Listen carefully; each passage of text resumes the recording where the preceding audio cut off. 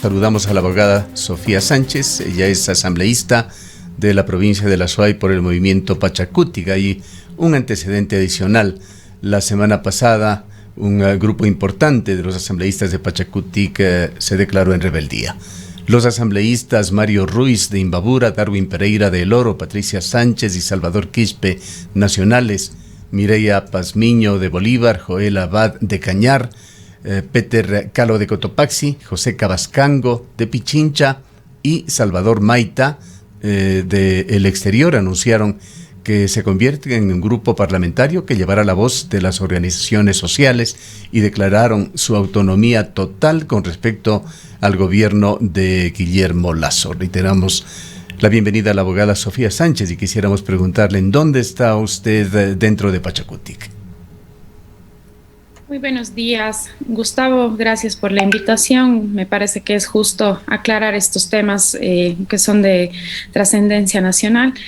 Bueno, nosotros lo que hemos manifestado en otros medios de comunicación obedece a que nosotros nos encontramos dentro de una línea justamente orgánica, siempre enmarcada lo que se decide en las bases a nivel colectivo, lo que han manifestado los coordinadores nacionales, y sobre todo nosotros tenemos un jefe de bancada que fue elegido de manera democrática y pues con él hemos coordinado todas las acciones, todas las actividades que se han realizado en el Pleno Legislativo.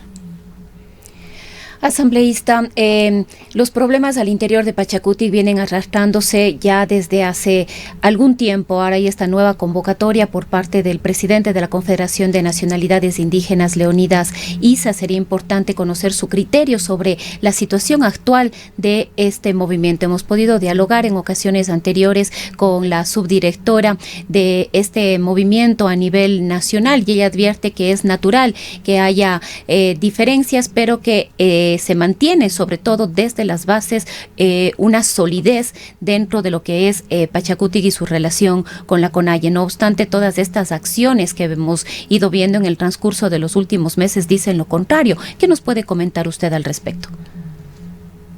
Bueno, en cuanto al tema de la CONAIE, yo sí quiero ser muy clara. Sin duda alguna rechazamos esta convocatoria que la están haciendo. No obedece a la normativa, no está apegada a lo que manifiesta nuestra norma y sobre todo nosotros para ser sancionados mediante justicia indígena debemos pertenecer a una comunidad indígena y estar dentro de haber cometido algún delito dentro de estos límites. No ha sucedido eso, incluso si es que ustedes revisan la convocatoria no tiene sustento, manifiesta que nosotros hemos incumplido o más bien generado un conflicto en ciertas comunidades, lo que no ha sucedido. Por ese sentido nosotros rechazamos esta convocatoria y además de esto nosotros en mi caso muy personal pertenezco a Pachakutik, quien tiene un coordinador, tiene un jefe de bancada. Leonidas Issa es el presidente, bien es cierto, de la CONAIE y está limitando sus funciones. Pachakutik es su brazo político, pero él no puede intervenir de esa manera y más aún utilizando la fuerza, la violencia. Creo que eso no está adecuado y nosotros no vamos a acudir a esta convocatoria. Vamos a hacer una respuesta conjunta a los 14 asambleístas. A esta forma también se ha sumado la presidenta de la asamblea, quien también ha sido convocada, y más allá de esto, pues nosotros rechazamos estas actitudes que tienen por detrás, yo diría, intereses sumamente personales y lo que hay que hacer hoy es trabajar como país conjuntamente. Ahora, Pachakutik e Izquierda Democrática han venido actuando conjuntamente de manera paralela y la Izquierda Democrática acaba de tener una convención el día sábado. Aquí se dijo por parte de Guillermo Herrera, el dirigente de Izquierda Democrática, que se iba a tomar una decisión frente al gobierno, que ya la ha tomado, y esta es la de mantener apertura para el diálogo, pero también dijo que se ratificaba la alianza legislativa con el movimiento Pachakutik. ¿Quiere decir esto en consecuencia de que Pachakutik continuará también abierto al diálogo en la legislatura para escuchar y eventualmente colaborar con los proyectos del gobierno? Bueno, Gustavo, en ese sentido nosotros es público, tenemos una alianza con la izquierda democrática, eso no lo podemos negar en base a una agenda parlamentaria, eso hay que decirlo muy claro, fue público, todos conocen ese tema y se sigue manteniendo esta alianza con la izquierda democrática. Nosotros en el legislativo siempre tenemos que mantener este diálogo y sobre todo cuando vamos a oponernos tiene que ser con fundamento, no podemos hacer oposición simplemente por hacer oposición, tenemos que fundamentar eso y en cosas que beneficien al país siempre estaremos de acuerdo, en cosas que no estemos de acuerdo, por ejemplo, hay que decir, claro, nosotros en el tema de la ley económica urgente no estuvimos de acuerdo, incluso aportamos con muchas observaciones, yo creería que los cambios que se hicieron a esa normativa eran necesarios y fue muy lamentable que al actuar de UNES con sus votos de abstención, esta normativa haya entrado por el Ministerio de la Ley cómo inició, es decir, cómo fue presentada sin un cambio, sin un ajuste, que fue un trabajo sumamente largo, extenso, no solo de la comisión que llevaba esta ley, sino de todos los asambleístas que hicimos, yo diría, una minga para poder trabajar en estos cambios. Entonces, en ese sentido, yo creería que no se tiene que tildar de que cuando existen estos diálogos estamos con el gobierno y cuando no existe probablemente estamos del otro lado. Yo diría que este tiene que ser un trabajo en conjunto pensando en el bien del país. No estamos beneficiando a ningún proyecto personal del presidente y cuando hay que actuar en proyectos que beneficien, pues lo apoyaremos. Caso contrario, cuando no, haremos oposición y daremos nuestros criterios justificando por qué son los motivos. Ahora, la situación de Pachacuti se vuelve complicada. Ustedes ingresaron, si no me equivoco, con 25 legisladores, se separó ya justamente un legislador Azuayo, Bruno Segovia, ahora con 9 menos serían 10, quedarían con un bloque de 15. Esto va a complicar mucho el proceso de toma de decisiones. Bueno, es complejo. Ellos han manifestado, no se han separado todavía, han manifestado su inconformidad. Nosotros vamos a tener un consejo político ahora en el mes de enero donde se tomará decisiones con respecto a este tema, porque nosotros no podemos estar actuando dentro del movimiento con dos bloques que toman decisiones de manera distinta. Claro, entonces, pero ellos dicen sentido, que declaran su autonomía total ante el gobierno de Guillermo Lasso. Bueno, eso tendrá que analizarse en el Consejo Político. Como digo, nosotros siempre hemos tomado decisiones conjuntamente con las bases y yo vuelvo y repito, ellos dicen declaramos nuestra autonomía, nuestro rechazo, pero ellos tienen que argumentar eso. Habrán cosas que sí benefician al país, habrán cosas que no, y eso sucede en todo gobierno. No vamos a estar siempre de acuerdo, pero yo pienso que tenemos que siempre argumentar las decisiones que estamos tomando porque somos representantes de quienes hoy en este periodo nos han elegido. Yo sí quisiera decir que ahí existen muchos intereses personales porque el bloque de 14 en el cual yo pertenezco sido orgánica, vuelvo y repito, nosotros estamos respetando una agenda parlamentaria y no podemos tomar decisiones de manera personal. En ese sentido, los 9 asambleístas que usted ha mencionado, yo diría que sí hay intereses personales de por medio y están obedeciendo a una línea de, yo diría así, de la CONAIE, que también por detrás tiene intereses personales para un futuro, posteriores candidaturas y no están trabajando en bien de lo que hoy necesita el país. Asambleísta, una de las principales cuestionadas al interior de Pachacuti dentro de la Asamblea Nacional es la propia presidenta, la titular del Parlamento, Guadalupe Llori. Uno de los principales cuestionamientos, y literalmente le comento, se ha dicho que ella está cogobernando con Guillermo Lasso.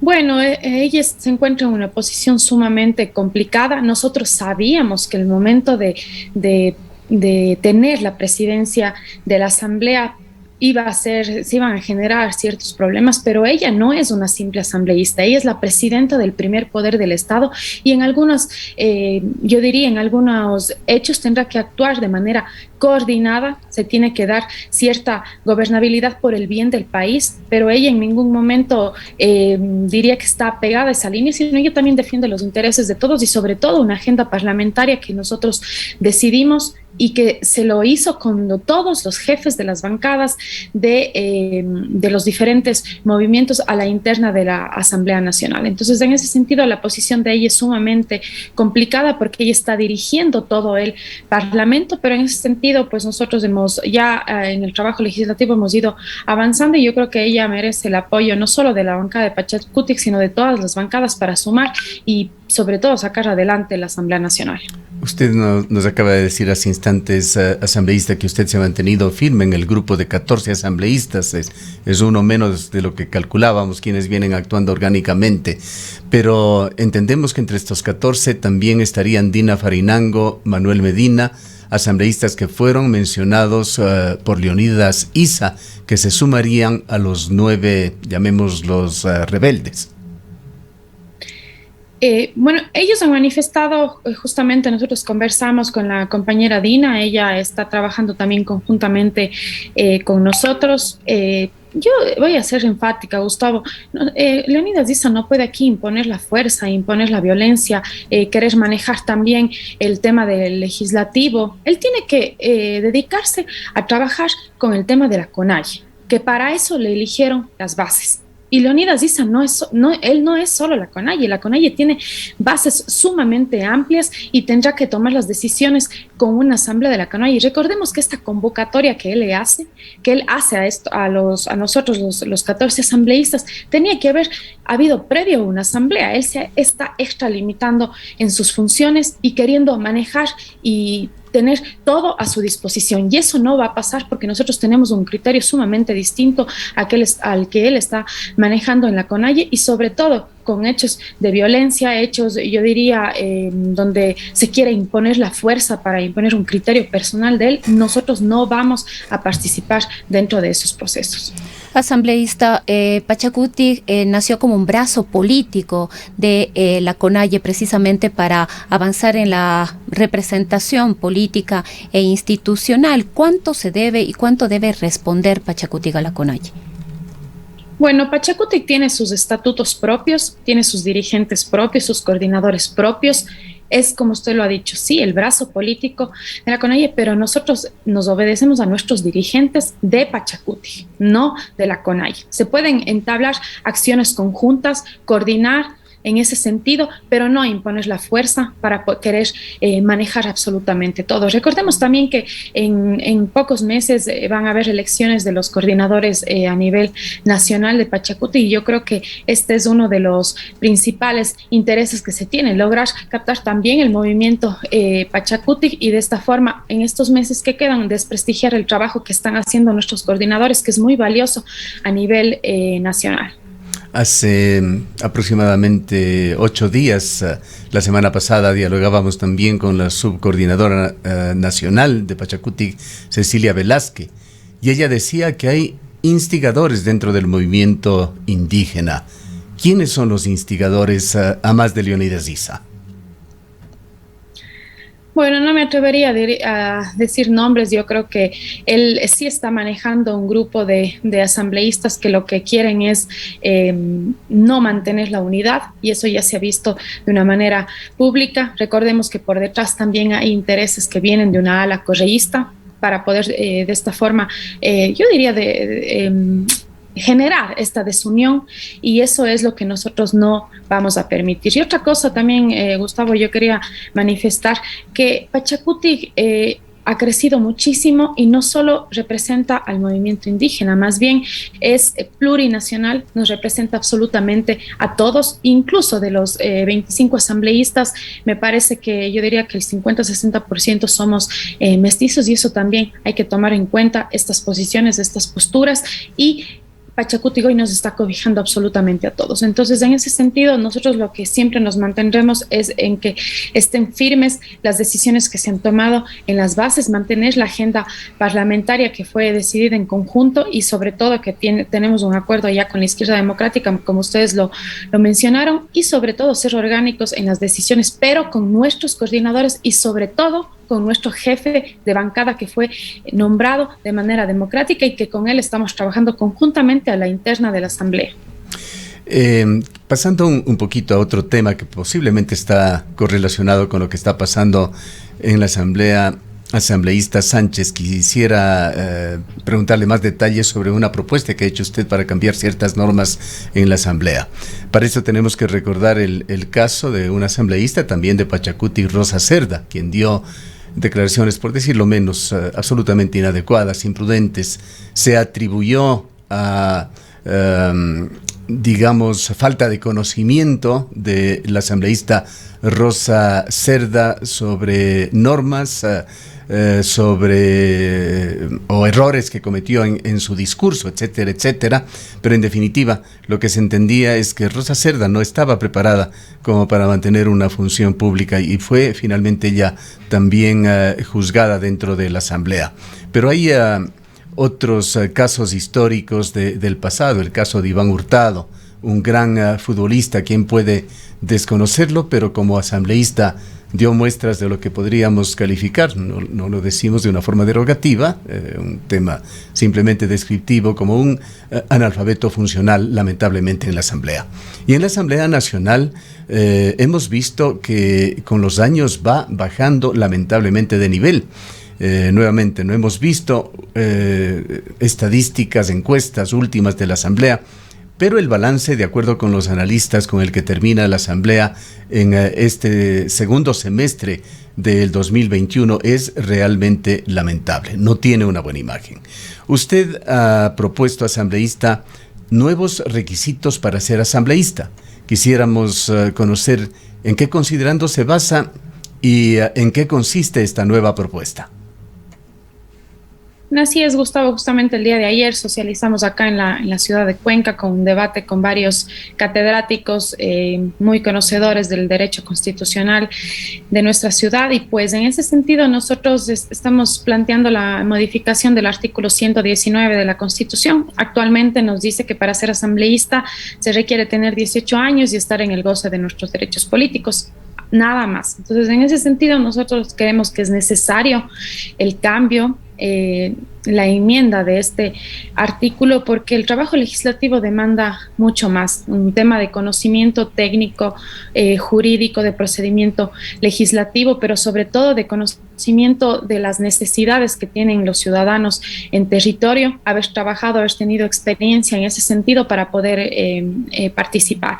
Nosotros hemos planteado que se modifique por el siguiente texto, ¿no? Que a más de probidad notoria se requiera capacitación, experiencia o formación justificada, y que se tomará en cuenta las acciones afirmativas. Pues en ese sentido, nosotros tenemos que delimitar qué se tomará en cuenta como experiencia, como capacitación, como probidad notoria. Eso luego tendrá, si es que llegara a pasar esta enmienda, tendrá que generarse los cambios en el Código de la Democracia. Pero estamos planteando esto justamente justificando que, por ejemplo, un dirigente sindical, un dirigente barrial cumpliría con estos requisitos, y que, pues bueno, si además de eso le sumamos un título profesional, sería lo ideal. Pero esto no puede ser una exigencia en este momento, el título, porque muchos han dicho que se tiene que exigir título académico, pero en ese sentido no todos tienen acceso a la educación en nuestro país, y por eso esto estaría generando sí regresión de derechos. Asambleísta, quizás una consulta más. Dialogábamos hace algunos días con el asambleísta Lloret y él decía que se han juntado de alguna manera los asambleístas por el Azuay, que han convocado para el día 27 de este mes al ministro de Transporte y Obras Públicas, Marcelo Cabrera. Entendemos también que a la representante del Ministerio de Telecomunicaciones, para abordar, entre otros temas, la problemática de la conectividad, tanto vial, la conectividad terrestre, con todos los problemas que usted seguramente los conoce. ¿Cuáles son las expectativas? ¿Usted ha sido parte de este proceso? ¿Va a participar? ¿Y cuáles serían las expectativas de este encuentro, de este llamado al ministro Cabrera? Sí, realmente este es el segundo llamado que estamos haciendo. Hubo uno ya inicial que se canceló, que tenía que darse hace 2 semanas y media. Estuvimos ya convocados, incluso vinimos de la ciudad de Quito hasta Cuenca y se canceló lamentablemente. Esperemos que... ¿Podemos saber por qué razones se canceló, sabiendo las enormes urgencias que hay en la provincia de La Suay? A detalle no tenemos conocimiento de eso, nos decían que se cancelaba esta reunión nada más, no nos supieron dar motivos, es por esto que nuevamente nosotros tomamos la iniciativa, enviamos ya esta convocatoria, nos han manifestado que se va a dar la semana del 27-28 de diciembre, esperemos que esto se llegue a cumplir, es de suma necesidad que se traten estos temas y sobre todo tener la respuesta de qué es lo que está sucediendo, por qué no se soluciona en este sentido. Nosotros obviamente no podemos nosotros dar solución, no es nuestra competencia, pero estamos haciendo el enlace con las autoridades encargadas sobre este tema para poder dar solución. También comentarles que se decidió en el pleno de la Asamblea, porque no solo Azuay está atravesando estos temas, esta problemática en el tema vial, en Sucumbíos hay un gran problema, incluso yo diría que con un poquito más de gravedad de lo que está sucediendo aquí, y por todos estos temas se le ha convocado, el ministro ya van a dar la fecha para que acuda al pleno de la Asamblea y sobre todo nosotros conocer qué es lo que está sucediendo, información de primera mano, por qué no se soluciona, falta de presupuesto, falta de tema técnico, pero nosotros necesitamos saber cuándo se va a dar solución. Al menos aquí estamos incomunicados con la ciudad de Guayaquil, lo que ha sucedido allá, los moradores, ellos mismos son quienes un poco han limpiado la vía, pero eso no es suficiente, necesitamos que las autoridades actúen y en ese sentido esperemos que se dé respuesta a la convocatoria que nosotros hemos hecho. No solo los asambleístas de la Azuay, se sumaron también los de Cañar y Morona Santiago. Para finalizar, también quisiéramos preguntarles sobre otro tema permanente, además urgentísimo, de la provincia de la Azuay. Las acciones que se están dando para que se logre el cumplimiento de la consulta popular. En 10 días más se abrirá el catastro minero, que se suma al mandato dado por el presidente de la República a través del decreto 151 para que se agilite todo tipo de trámite en favor de la minería a gran escala. ¿Qué acciones están tomando ustedes como asambleístas? Bueno, en ese sentido yo le había comentado que ya me acuerdo en una entrevista anterior, nosotros iniciamos un proceso de fiscalización en cuanto al cumplimiento de la consulta.